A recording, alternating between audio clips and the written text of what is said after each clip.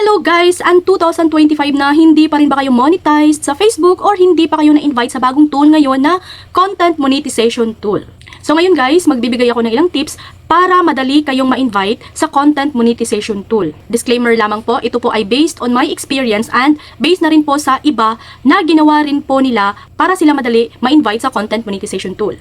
Ito nga palang content monetization tool guys, ay bago lamang pong monetization tools na 3-in-1 na dahil pinagsama na dito ang ads on Reels, in-stream ads at bonus program. Ngayon kasing August 31 ay mawawala na, as in totally mawawala na raw itong tatlong tool, yung ads on Reels, stream ads at bonus program dahil pinalit na dito itong content monetization tool. Dito nga pala sa content monetization tool ay wala pong requirements para tayo ay ma-invite. Hindi katulad sa in-stream ads na meron tayong certain requirements na kukunin para ma-unlock, at kapag na-unlock na ang in-stream ads ay automatic na ma-invite sa ads on Reels. Dito kasi sa content monetization ay through invitation lang talaga siya guys. So no requirements, hindi na paramihan ng followers or yung kailangan na abutin na minutes viewed. Dahil through invitation lang talaga ito, kaya kung maliit man ang followers ninyo or kahit man yung views ninyo, huwag kayong mag-alala.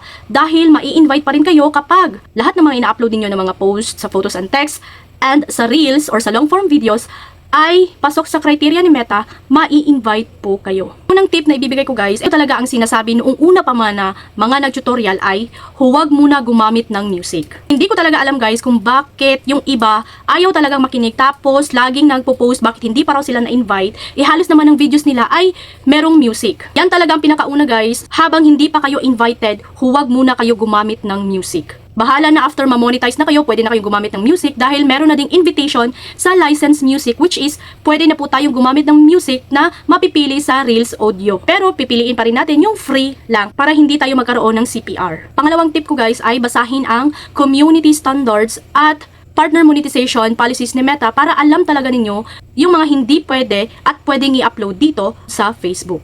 Katulad na lang po about politics. Yan, masyadong stricto niyan si Meta. About sa mga aksidente, yung binivideohan ninyo yung may mga na-aksidente, tapos may mga nasunog, bawal po yan. If ang content nyo naman ay mga bata, i-make sure lang po na sila po ay nakadamit at meron din pong mga kasamang mga matatanda or mga adults. Tip number 3, gumawa kayo ng sarili ninyong original quality content. Huwag na kayong gumaya sa iba na nangunguha lamang ng video sa iba. Dahil delikado po yan, dahil kapag na-detect yan ni Meta ay magkakaroon kayo ng violation na limited originality of content or unoriginal content, which is matagal-tagal yan mawala guys. No, kahit i-report nyo yan or i-appeal, aabot yan ng buwan or taon bago mawala. So sayang naman. Pang-apat, kung gagamit kayo ng third party na editing app like CapCut, kailangan guys hindi masali yung logo nila. Or kapag kumukuha kayo ng video ninyo sa TikTok, tapos ida-download ninyo, tapos i-upload ninyo sa inyong profile or page, kailangan din na mawala yung TikTok logo. Pang-5, mag-post lang kayo ng text, ng photos, at ng reels, tsaka long form videos. Pang-6, mag-send kayo lagi ng interest sa mga tools na hindi pa na-unlock sa inyo. Kunyari, hindi pa na-unlock sa inyo ads on Reels, in-stream ads, or bonus program, mag-submit kayo ng interest. Tip number 7 guys, huwag nyong gawing reels ang inyong mga photos dahil hindi po yan video. Ang Reels ay para lamang po sa videos, hindi po pang photos. Kung meron man kayong nakikita na gumagawa dyan, huwag nyo na din pong gayahin dahil hindi po yan mamamonetize ni Meta or ni Facebook. Tip number 8, huwag nyong i-upload sa Reels ninyo yung sinasuggest ni Meta na pa-shoutout or shoutout ng mga followers ninyo at lalo na yung mga nagsisend sa inyo ng stars or tala sender dahil meron na ding nagkaroon ng violation ng dahil lang dyan. Hindi kasi lahat ng sinasuggest ni Meta ay dapat nating sundin dahil nga merong sariling policies ang monetization na dapat nating sundin kumpara sa hindi tayo naka-on ang professional mode. Tip number 9, huwag kayong mag-upload ng duplicate videos ninyo sa Reels video or kahit sa long form videos dahil pwede pa rin kayong ma-violation or ma-unoriginal content kahit sarili ninyong video ang inyong in-upload. Marami ako nakikita na ganyan yung ginagawa guys. Kaya kung napapansin niyo matagal kayong na-invite dahil nga meron kayong mga ganyan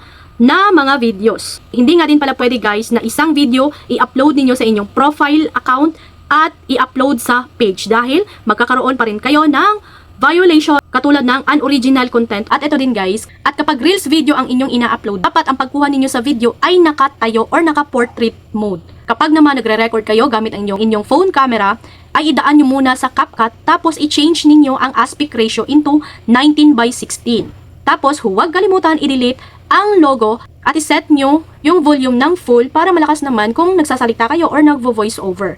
At huwag kalimutan iset ang resolution ng 720. Okay lang sana na dapat nasa 2K or 4K, kaso nga lang ay pro na siya, ibig sabihin kailangan na nating magbayad sa CapCut para ma-avail yung mga ibang mga tools. Pero sa ngayon okay na yung 720, kanyo i-save or export at i-upload sa Reels. Mas okay din guys kapag direct Reels na kayo mag-upload ng video at doon na din kayo mag-edit para ma-maximize din ninyo at nadidetect ni Meta na ginagamit nyo din ang kanilang tools. At yan lang talaga ang ginawa ko guys kung bakit ako na-invite agad sa content monetization tool kahit man nag-stop ako ng almost 1 year.